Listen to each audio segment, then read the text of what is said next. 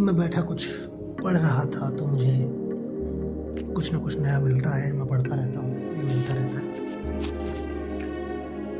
तो प्रेम के संबंध में तरह तरह से बातें कही जाती हैं, तो मुझे क्या मिला है मैं आपको पढ़ के सुनाता हूँ कि प्रेम है प्रारंभ, परमात्मा है अंत, वह अंतिम सीढ़ी है। जो प्रेम को ही नहीं पाता है वह परमात्मा को तो पा ही नहीं सकता, इम्पॉसिबल।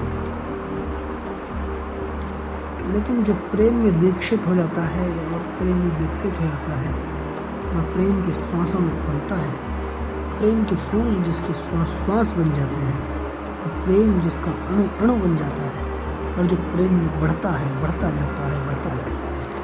एक दिन वह पाता है कि प्रेम की जिस गंगा में वह चला था, वह गंगा अब किनारे छोड़ रही है और सागर बन रही है।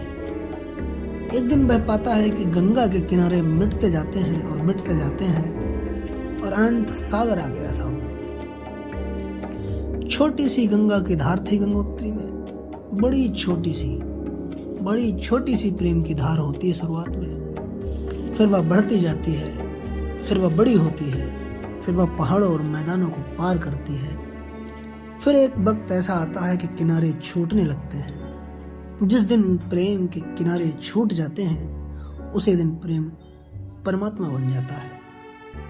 जब तक प्रेम के किनारे होते हैं तब तक परमात्मा नहीं होता, एक नदी की तरह होता है। गंगा नदी होती है जब तक वह इस जमीन के किनारों से बंधी होती है, फिर किनारे छूटते हैं और सागर में मिल जाती है। इसी प्रकार प्रेम जब किनारों से छूट जाता है तो परमात्मा से मिल जाता है। प्रेम की सरिता और परमात्मा का सागर।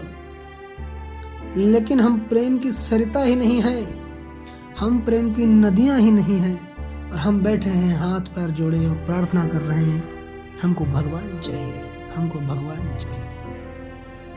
जो सरिता नहीं है, जो नदी नहीं है, वो सागर को कैसे पाएगा?